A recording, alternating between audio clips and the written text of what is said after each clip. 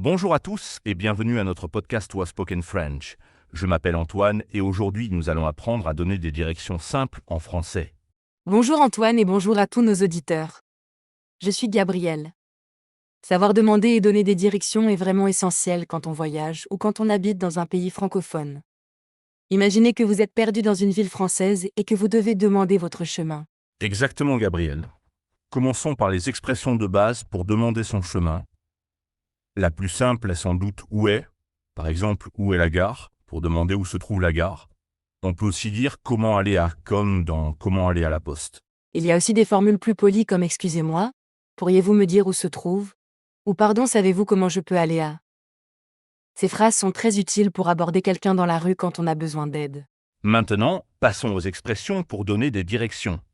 Commençons par les directions simples comme à gauche, à droite, tout droit, en face et derrière. Ces mots sont essentiels pour indiquer un chemin. Par exemple, la banque est à gauche ou continuez tout droit, point. Nous pouvons aussi utiliser ces expressions dans des instructions comme tournez à gauche, prenez à droite, allez tout droit ou continuez tout droit. Et n'oublions pas faites demi-tour quand quelqu'un doit retourner sur ses pas. Pour indiquer la distance, on peut utiliser des expressions comme c'est près d'ici, c'est loin d'ici, à quelques mètres, à environ 100 mètres ou à 10 minutes à pied. Ces précisions sont très utiles pour que la personne sache combien de temps elle va marcher. Et pour parler des carrefours et des intersections, on peut dire au carrefour, à l'intersection, au feu rouge, au rond-point ou au stop. Par exemple, tournez à droite au feu rouge ou prenez la deuxième sortie au rond-point. Point. Pour situer un lieu par rapport à un autre, on utilise souvent des prépositions comme à côté de, en face de, devant, derrière, entre, au coin de ou au bout de. Par exemple, la pharmacie est à côté du supermarché, ou le musée est en face de la cathédrale. Point. N'oublions pas les expressions qui utilisent les points cardinaux, au nord, au sud, à l'est et à l'ouest. Cependant, dans les conversations quotidiennes, on utilise plus souvent les directions relatives comme gauche et droite, sauf si on parle de géographie ou de grande distance. Maintenant, mettons tout cela en pratique avec un exemple de conversation. Imaginons que quelqu'un cherche la poste. La conversation pourrait commencer ainsi. Excusez-moi, pourriez-vous me dire où est la poste, s'il vous plaît?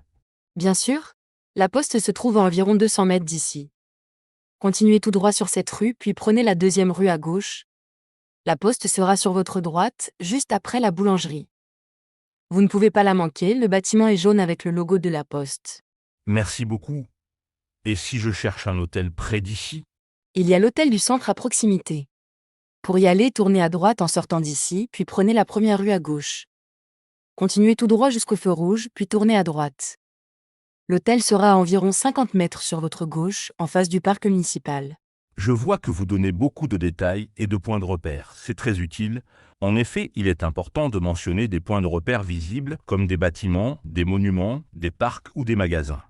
Par exemple, c'est à côté de la grande église, où vous verrez une fontaine sur votre droite. Point. Tout à fait. Les points de repère aident énormément. Il est aussi utile de préciser de quel côté de la rue se trouve le lieu recherché, comme c'est sur votre gauche ou vous le verrez sur le côté droit de la rue. Cela évite que la personne ne regarde du mauvais côté et manque sa destination. Je voudrais aussi mentionner quelques expressions utiles pour indiquer les étages d'un bâtiment. En France, le rez-de-chaussée correspond au ground floor en anglais. Ensuite, on compte premier étage, deuxième étage, etc. Par exemple, le bureau est au troisième étage. Point. C'est un point important à souligner. Et pour les sous-sols, on dit sous-sol ou premier sous-sol, deuxième sous-sol, etc. Par exemple, le parking est au deuxième sous-sol.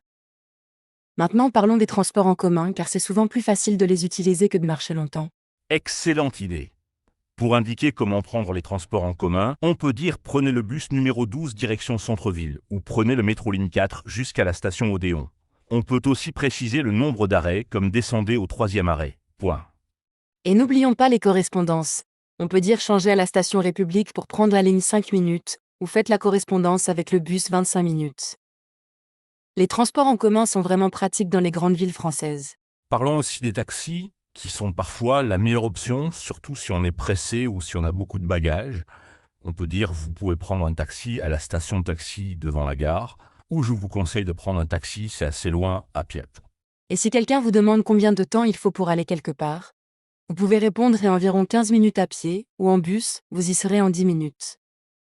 Les durées sont toujours utiles à connaître quand on planifie un trajet. Absolument. Et si on veut confirmer qu'on a bien compris, on peut reformuler les instructions. Donc je tourne à gauche au feu, puis à droite après la pharmacie, c'est bien ça?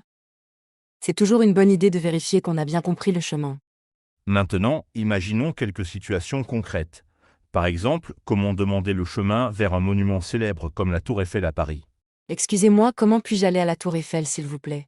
Pour aller à la Tour Eiffel, vous avez plusieurs options. La plus simple est de prendre le métro ligne 6 jusqu'à la station Bir Hakeim ou la ligne 9 jusqu'à la station Trocadéro. Depuis Trocadéro, vous aurez une vue magnifique sur la Tour Eiffel. Sinon, vous pouvez aussi prendre le bus 42 qui s'arrête juste à côté. Merci. Et si je veux aller au musée du Louvre? Pour le Louvre, prenez le métro ligne 1 et descendez à la station Palais Royal Musée du Louvre. En sortant de la station, vous verrez la pyramide du Louvre juste en face. Vous pouvez aussi y aller à pied si vous êtes près de la Seine, en suivant les quais direction ouest. Vous voyez, dans ces exemples, nous avons utilisé des noms de stations et de lignes de métro spécifiques. Ce qui est très utile dans une grande ville comme Paris. Abordons maintenant les directions dans une petite ville ou un village. Dans une petite ville, les repères sont souvent différents. On pourrait dire continuer jusqu'à l'église, puis tourner à droite. La pharmacie se trouve à côté de la mairie, sur la place principale. Les bâtiments comme l'église, la mairie, la poste ou l'école servent souvent de point de repère dans les petites localités. Tout à fait. Et à la campagne, on peut utiliser des repères naturels comme suivez le chemin qui longe la rivière, ou continuez jusqu'au Grand Chêne, puis prenez le sentier à gauche. Les directions peuvent être moins précises mais tout aussi efficaces si les repères sont bien visibles. N'oublions pas non plus comment demander si on est sur le bon chemin. On peut dire est-ce que je suis dans la bonne direction pour aller à, ou est-ce que c'est par là pour aller à? Ces questions sont utiles pour vérifier qu'on ne s'est pas trompé de route. Et si on s'est perdu, on peut dire je crois que je me suis perdu ou je ne trouve pas mon chemin. Dans ce cas, il faut souvent préciser d'où on vient et où on veut aller pour que la personne puisse mieux nous aider. Pour conclure, rappelons les expressions essentielles pour donner des directions à gauche, à droite, tout droit, en face, à côté d'eux, ainsi que les verbes comme tourner, prendre, continuer et traverser. Avec ces mots, on peut déjà donner beaucoup d'indications utiles. Gabriel, et n'oubliez pas d'être précis, d'utiliser des points de repère visibles et de mentionner les distances ou les durées si possible. Si vous êtes celui qui donne les directions, assurez-vous que la personne a bien compris. Si vous êtes celui qui demande son chemin, n'hésitez pas à faire répéter ou à reformuler pour confirmer. Antoine, merci beaucoup Gabriel pour toutes ces explications utiles. J'espère que nos auditeurs se sentiront plus à l'aise pour demander et donner des directions en français après avoir écouté notre podcast. Gabriel, merci à vous, cher auditeur, d'avoir écouté cet épisode de Waspoken French sur comment donner des directions simples. N'hésitez pas à pratiquer ces expressions avant votre prochain voyage dans un pays francophone. Elles vous seront certainement très utiles. À bientôt pour un nouvel épisode.